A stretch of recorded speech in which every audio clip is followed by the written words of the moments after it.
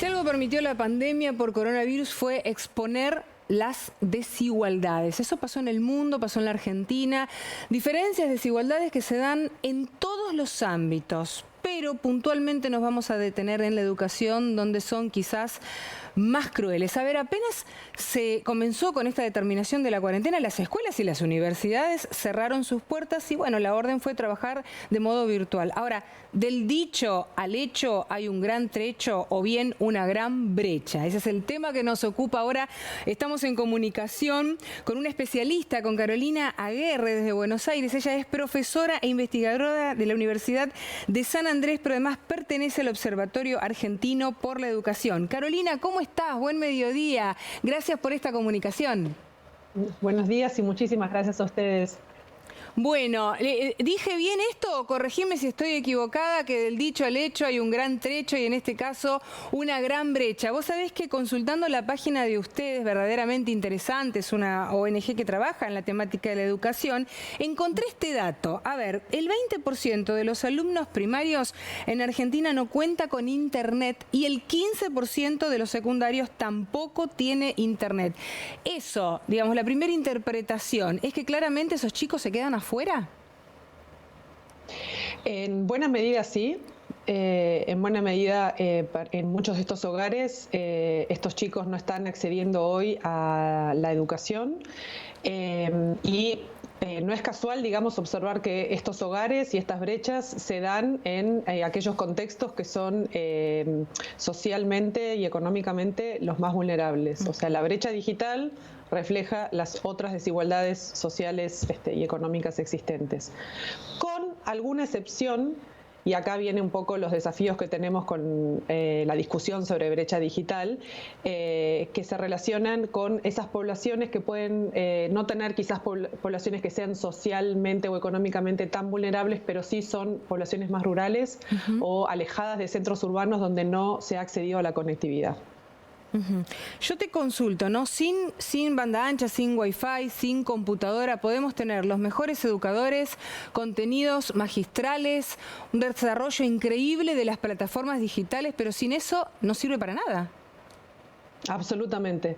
Y a su vez le ponemos a todo esto que estás diciendo el condimento, digamos, de que muchas de las formas en cómo se ha medido el acceso a la Internet en la Argentina y en buena parte de los países en desarrollo en el mundo se ha dado y se ha expandido a partir del uso de la telefonía celular y los teléfonos inteligentes. Sí. Creo que para cualquier televidente es evidente que el acceso a un contenido educativo en un dispositivo computadora, en un dispositivo celular, también es distinto, digamos. Y esa experiencia educativa en un contexto como el actual genera aún más brechas y desigualdades. Claro, ahora yo pensaba, ¿no? En ese caso, digo, lo que vos estás planteando ahora, ese chico que tiene que acceder al contenido a través de un teléfono con una pantalla que es verdaderamente mínima. ¿Qué es lo que se puede hacer ahí con esa criatura? Y puntualmente si se puede concretar el proceso enseñanza-aprendizaje, digo, o solamente sirve para, te envío tarea a través del mensaje de texto o del WhatsApp, te envío un video o un texto y bueno, arreglate como puedas. Bueno, hoy en día, digamos, es un poco dramática la situación. Está claro que en ningún contexto estamos hablando de que se va a suplir la calidad educativa y el aprendizaje con plataformas virtuales y con una educación virtual, sea aún con computadora y con la mejor red de banda ancha. Entonces, que el proceso, digamos, que se está sufriendo y la educación está sufriendo y el proceso de aprendizaje y de enseñanza está sufriendo, esto es innegable en cualquier contexto. En los contextos de mejor acceso, tanto por las redes, que son de mejor calidad, como por los dispositivos, esto es un paliativo y que mejora, en cualquier caso, digamos, esta situación de crisis y de emergencia. Ustedes como especialistas, entonces, digamos, tienen en el ranking de las preferencias o de las prioridades, primero la escuela presencial y después esto otro como un complemento, ¿así lo entiendo? Absolutamente. O sea, tenemos que entender, bueno, que en el contexto donde se toman decisiones institucionales de máximo nivel de autoridad en el país y en el contexto de pandemia, y Argentina no es el único país, digamos, donde tiene en este momento suspendidas sus actividades educativas presenciales, lo que viene a ser la educación a distancia es hacer hoy por hoy es un paliativo, digamos. No se está pensando para nada que esto puede ser un camino a seguir viable, ni que reemplace lo que es el contacto físico de la institución educativa con todo lo que eso representa, con los docentes y la comunidad de alumnos para favorecer el entorno de aprendizaje. Carolina, pensemos en el mejor de los casos, no seamos tan dramáticos, ¿no? Chicos que sí tienen el acceso en la casa al Wi-Fi, pero también digo, hilando un poquito más fino, pensemos en la calidad y en la velocidad de ese servicio, porque, por ejemplo, si tienen muchos cortes, digamos, si hay interrupciones, si están trabajando a través de una videoconferencia y se corta, ya de por sí es difícil mantener el interés del alumno, digo, en esas condiciones es aún peor.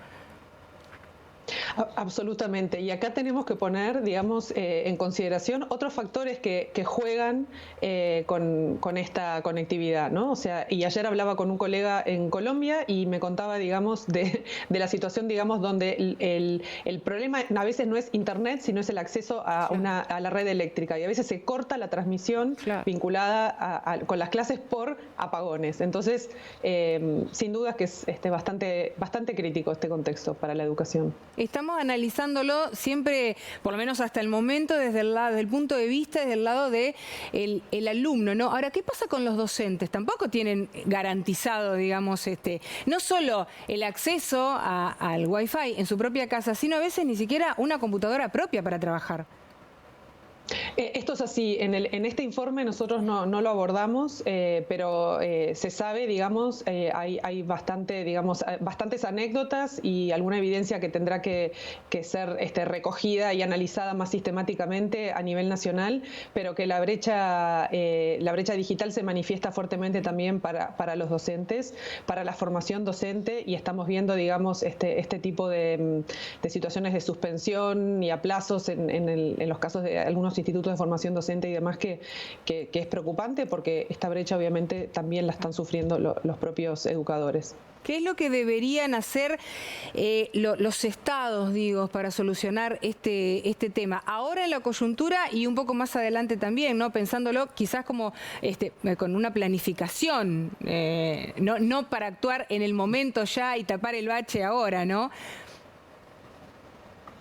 El tema de la discusión de la brecha digital es una discusión que ya tiene 2 décadas, 2 décadas de políticas públicas en todos los países, en la Argentina también.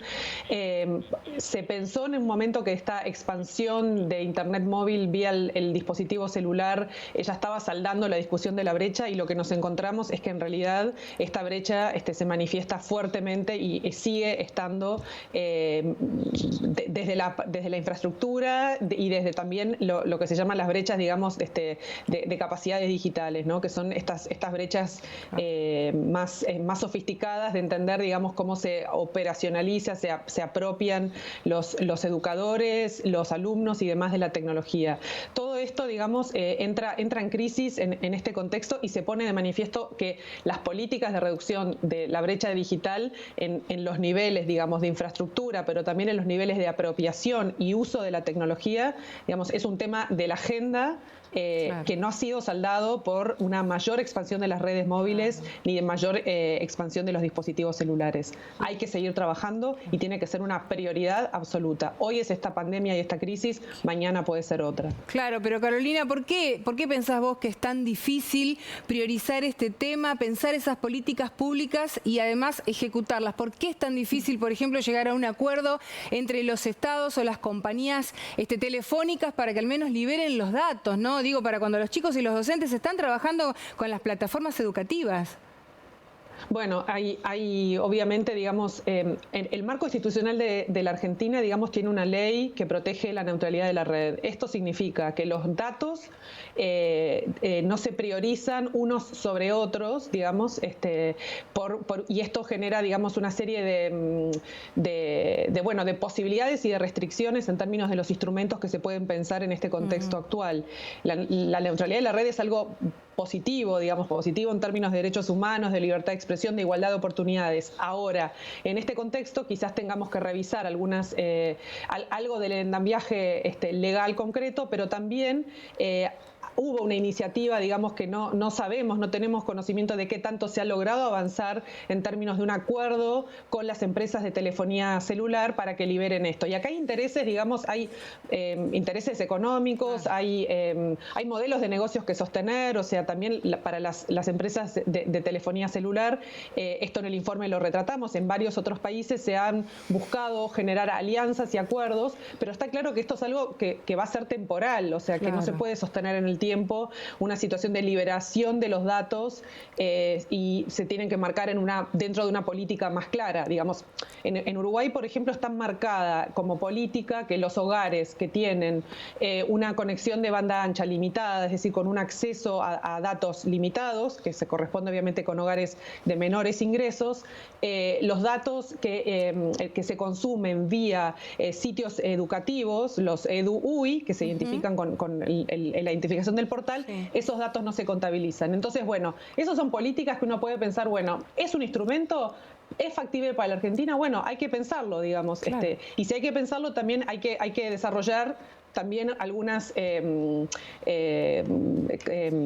andamiajes legales y armonización legal también más compatible, digamos. Nos quedamos con eso que decís, Carolina, pensándolo y, ¿por qué no?, haciendo la tarea, ya que nos viene bien la figura y demás. Absolutamente. Sí, la verdad es que es un granito más de arena y por lo menos pusimos en agenda este tema y lo vamos a seguir charlando con ustedes, contigo o con parte de la gente del Observatorio Argentino por la Educación, verdaderamente interesante, además un tema que nos compete a todos. Muchísimas gracias, profesora Carolina Guerres de Buenos Aires, muy amable.